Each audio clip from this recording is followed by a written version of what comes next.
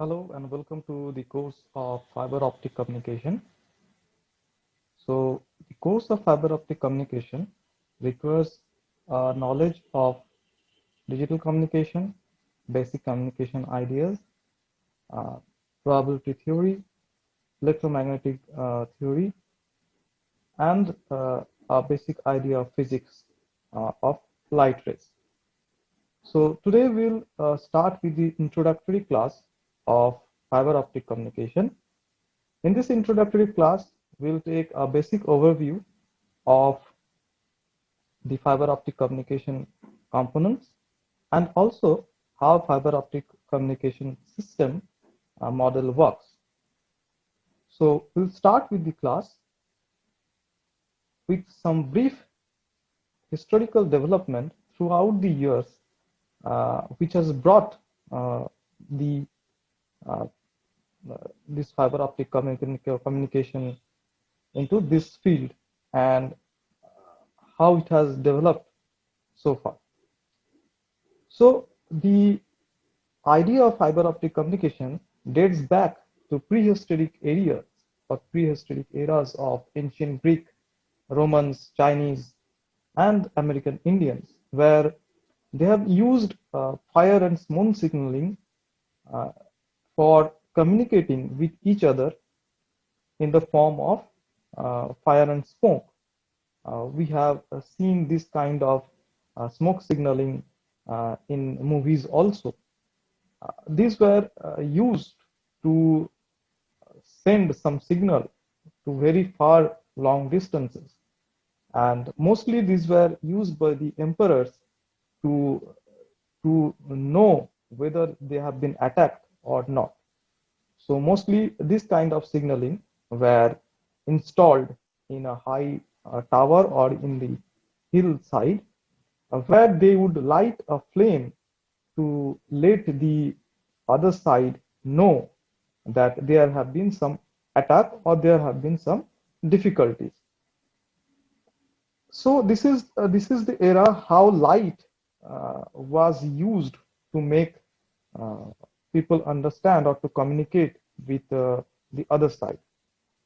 Now we'll come to the early 1800s or 18th century, where this fiber optic communication mainly mainly was used, or it was came into light with uh, different kinds of telegraphic lighting signals, which is used by U.S. military in the form of heliograph. Now, this heliograph uses Morse code to send signals where the flashes of light were reflected by a mirror.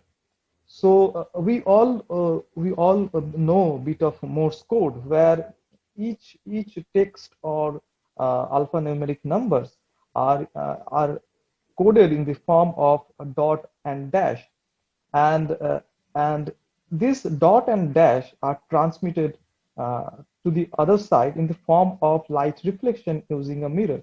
So what it was done in case of heliograph is that uh, a mirror is taken, and to represent a dot, uh, we switch on the uh, light source or and reflect it in the mirror, and to represent dash, we don't reflect anything, or we don't switch on the light. So this was mainly used by uh, the US military. It didn't get any kind of commercial use in those times. Then there was another thing which was mostly used by the Navy persons or by the ship.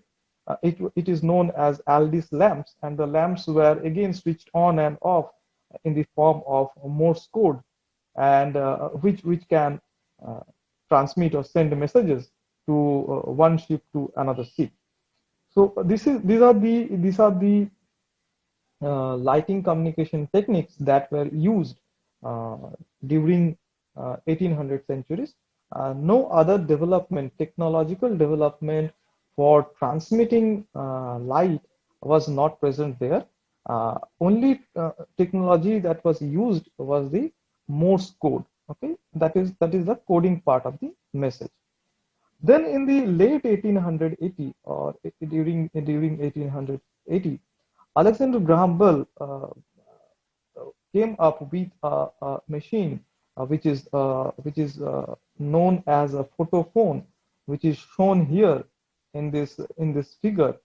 In this photophone, what Alexander Graham Bell used is that he used a photocell which is made up of selenium, and uh, and the selenium was placed in such a way that it can reflect the sunlight, and the user which is seated here, whatever he will say, it will be transmitted, the voice of that person will be transmitted through the light, and it will vibrate the selenium photocell according to the voice signal. So this was the idea of photophone, which was caused by a vibrating mirror, and the vibration of the mirror or the will be carried by light, and whatever the voice this person who is talking here, the vibration of that voice will be carried by the light towards the selenium photocell, and it will vibrate, and in the receiver side the vibration will be decoded as a message. So this was the first, we can say, the first technological development of truly light dependent communication system. But though this photophone was developed back in 1800 or late 18th century, this didn't get any commercial viability or commercial use, because the technological development in those time to carry out this idea was not so good. So this photophone didn't see the commercial light, or it was not used in the commercial, not used commercially. So though the first idea of photophone generating a uh, technology to send light or send voice messages using light was developed by Alexander Graham Bell, but it didn't see the light of commercialization, because uh, we didn't had so much technological support to carry out uh, this idea. Next, the idea of optical communication uh, again was in rise in the early 20th century with the advent of semiconducting devices. Now, in the early 20th century, um, the most of uh, the communication that was took part using this optical communication were limited to a line of sight transmission, and it was limited to very short distance, because the light sources, or the light sources that was used to uh, transmit any message was not very good. That means the light sources, the light sources that we use today are LEDs and the lasers, was not so much developed in those time. Okay, in early 19th century. And this also, because we have incapability of designing good light sources, so there was severe atmospheric disturbances which caused the communication to suffer a lot. And the most atmospheric disturbances were like snow, fog, dust, rain. So they severely affected the communication uh, due to this light sources. Now, with the advent of semiconductor in the 19th century, and with the in the era of 1960s, when laser was uh, developed, uh, which is a powerful coherent light source, then this fiber optic communication got a new revival. Due to this laser invention of this laser, which is very powerful, which is a very powerful source of coherent light, and it has the possibility of modulating frequency at very high frequency level. So this laser really introduced a new revival of this optical communication, and it really caught many people caught interest in this fiber optic communication also.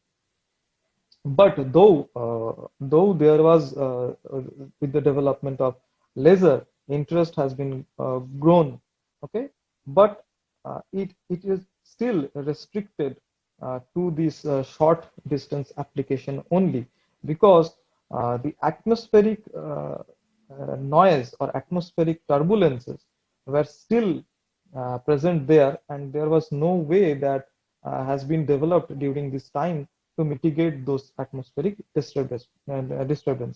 So the constraints that was present in early 20th century was still present in the uh, 1960s era. So these disturbances that we talked about here, that rain, snow, fog, were also present in the era of 1960s. Then with passing time in the 1966 or around 1966, Mr. Cow or Dr. Cow came with a proposal that since we can transmit electromagnetic waves using waveguide, so why not we can generate, or we can design a waveguide, a dielectric waveguide, which can propagate light through this waveguide. Since light is also is an electromagnetic wave, so why cannot we design a waveguide which can transmit light through it? So he came with this idea or the proposal of designing a dielectric waveguide or optical fibers that we see today, which can be fabricated using glass, uh, and that can be transmit the light through these fiber optic waveguide. And this will finally reduce all these disturbances that we talked about, that rain, snow, fog. Since we are transmitting this light through a waveguide, so none of them are going to degenerate or degrade the signal that we are transmitting. So this came uh, with with the proposal of Mr. Cow and Hockham in the year 1966 to develop a waveguide for optical signaling. Around this year also, with the focus given to optical waveguide, uh, researchers also focused on the different optical components, right? So these different optical components were like the optical sources and the optical detectors. So researchers uh, really worked, uh, got really a lot of interest in this field of optical communication, and a lot of parallel researches started in this domain of optical fiber optic communication. So few researchers work was started for designing fiber optic cable. Research was also started during to design good optical sources like LEDs or lasers. Then research was also going on for designing optical detectors or photodiodes, which can detect the light and convert it into electrical signal for the receiver side. So all through this 1966 or the 1960 era had given a lot of interest in this development of fiber optic communication. So whatever we see today is due to the research that was carried on from 1960 onwards to till date. Now, before going to study about this fiber optic communication, we must know that how this fiber optic communication is different from uh, different from the traditional communication system that we have studied so far. That is, we have studied wireless communication, we have seen wired communication, we have seen digital communication, analog communication. Now, in this analog communication or digital communication through wireless communication, we have seen a common block diagram, which is represented by this figure A, is that we have an information source, and that information source can be text, voice message, a picture, audio file, anything. So that this information source is transmitted or modulated as per the requirement of the system, and then it is transmitted through a medium. This medium can be a wired medium or a wireless medium, depending on the type of communication system you are designing. And in the receiver side, we are receiving the signal, okay, the modulated signal, and then we are demodulating it, and then we are uh, restructuring the demodulated signal to get the original information in the destination side. Now, this is the very basic communication system block diagram, which actually defines all communication system that we are, all the traditional communication system that we have studied. Now, this transmitter part in this system can vary with the type of communication we are using. If we are using analog communication, then it will have a modulators, which can be AM, FM, or PM modulator. In the receiver side can be a receiver which is a demodulator, which can be an envelope detector. Okay, so this is for analog communication. Now, if we come to digital communication, this transmitter can have different part like sampling, quantization, then modulator, then encoder. Okay, so these are the parts, or a scrambler. These are the parts of the transmitter in case of digital communication. Now, after digital communication, it can be again a wired communication or a wireless communication. So this wireless communication will have a wireless channel, which can be modeled in different forms, again uh, depending upon the system, or depending on upon the area that you are designing. Similarly, in the receiver side also, in case of digital communication, you will have a decoder, you have a descrambler, you have a dequantizer, then you have to resample those sampled signal, and then you can reconstruct the original signal from those samples, and then you can receive those data. So this is the basic idea of communication system model in case of analog or digital communication system that we have already we have studied traditionally. But in case of fiber optical communication, this part changes a lot, because we are not sending signals in the form of electromagnetic waves or like electrical signal. Here we are transmitting signal in the form of electrical signal, or in the form of voltage or current form. But here we are not transmitting electrical signal. So what is happening is that we have to we have to convert our electrical signal into a light source, where the light will carry the information. Okay, so if we see the block diagram of this part very closely, we see that the information that we are getting here is is sent to a block which is known as electrical transmit, and that electrical transmit actually converts the information source into its equivalent voltage level, and that equivalent voltage level is then sent to an optical source, which can be a LED or a laser source.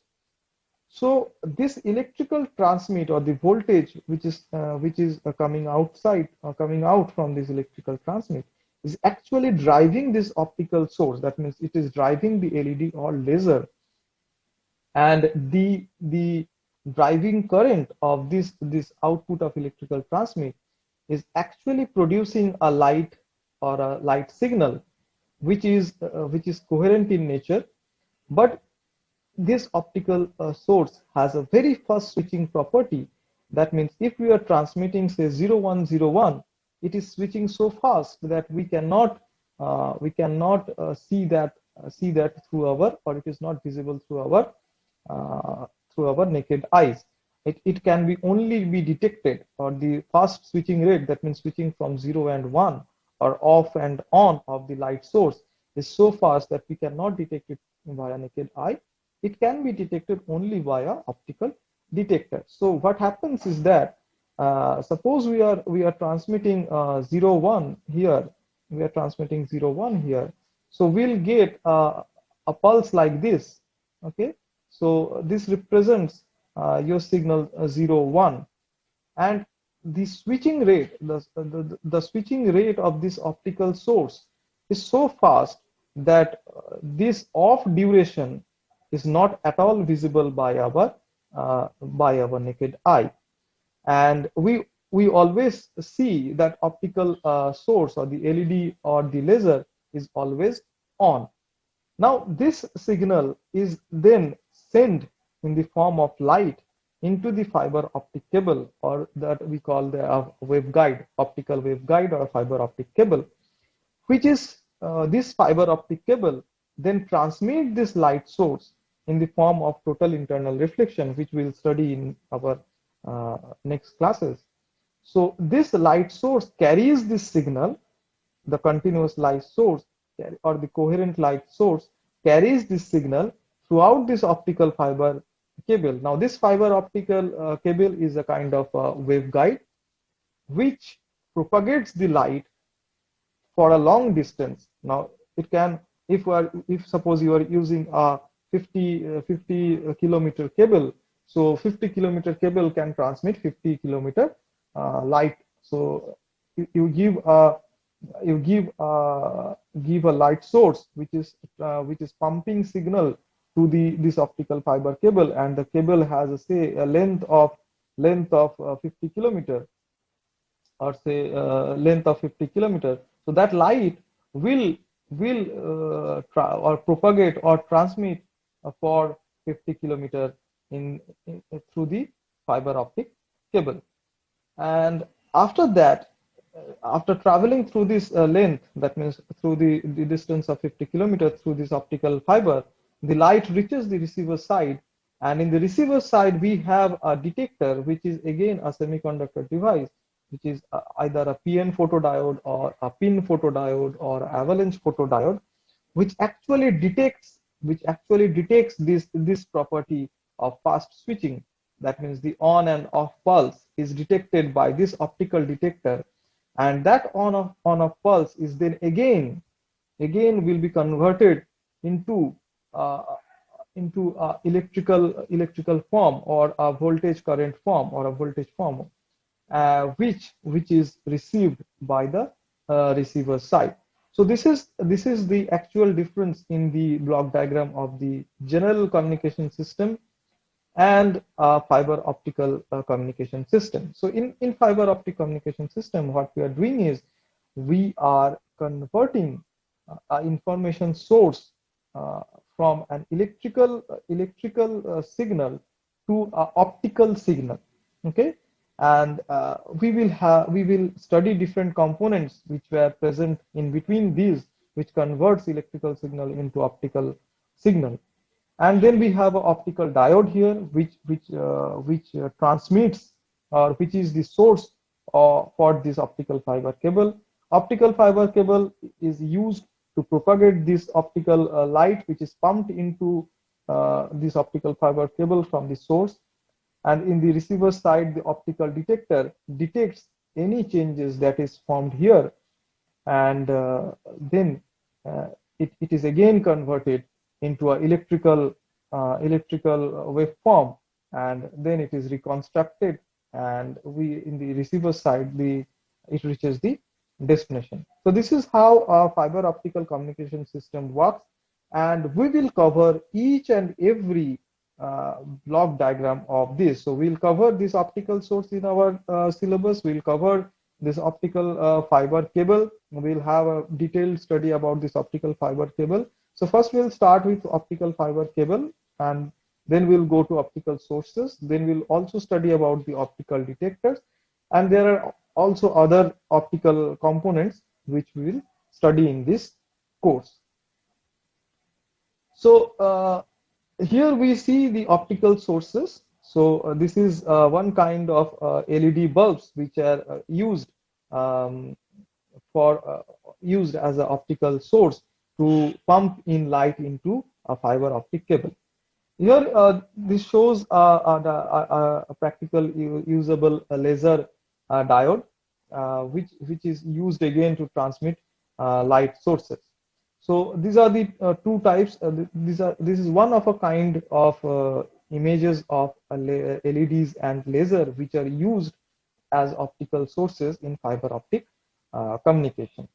So we'll study about these LEDs and lasers, and we'll also study that what are the types of LEDs present in market and which are used for fiber optic communication. We'll also study different kinds of laser and its working principle in this course too.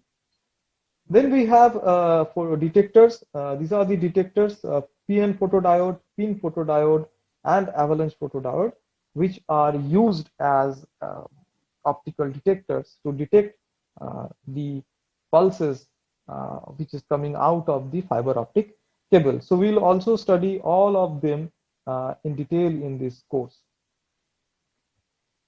Now this shows a image of fiber optic cable. The fiber optic cable can be of two types. Broadly, we can define into or categorize into two types. One can be single mode and another can be multi-mode. Now, what does single mode mean? Single mode means we are only propagating one light pulse, or you can also say that only one ray of light is propagating through the fiber optic cable. So one light ray, we can say that one light ray means one mode. And multi-mode means we are transmitting multiple light rays through the fiber optic cable. So a cable which supports multiple light rays to propagate through it is known as multi-mode fiber cable, and a cable which only supports a single mode of light ray is known as single mode. So this is a practical cable which is used, and we can see that there are multiple wires. Each wire are of are of uh, of are carrying different signals here. Now, if we see very closely to any one of these cables, suppose if we look closely to this cable, okay, so this cable can be drawn into this form, where we have a core region. This is your core region, and this is a hollow glass tube. Okay, this is made up of silicon glass, and this is a very hollow glass tube, which actually through which the light propagates.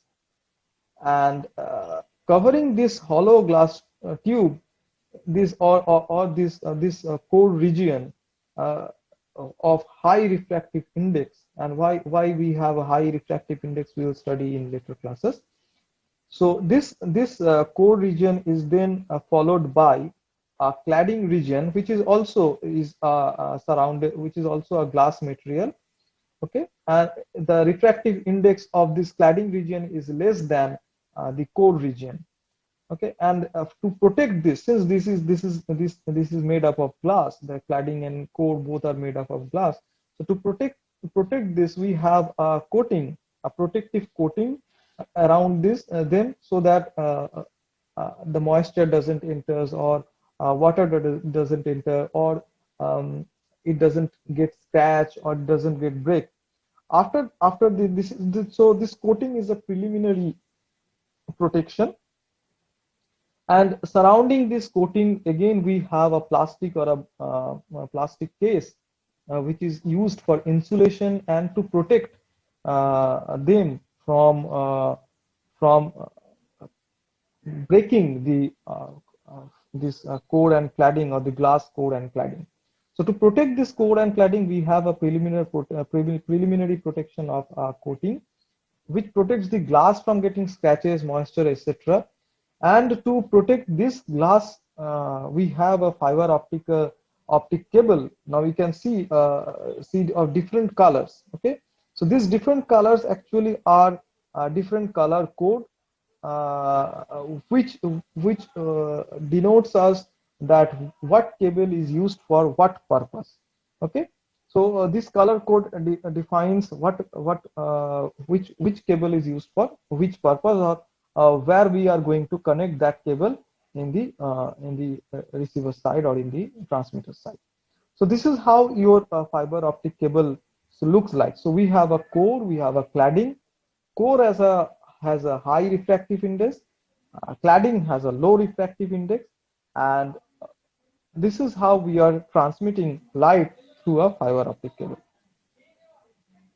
So that's it for today. Thank you very much.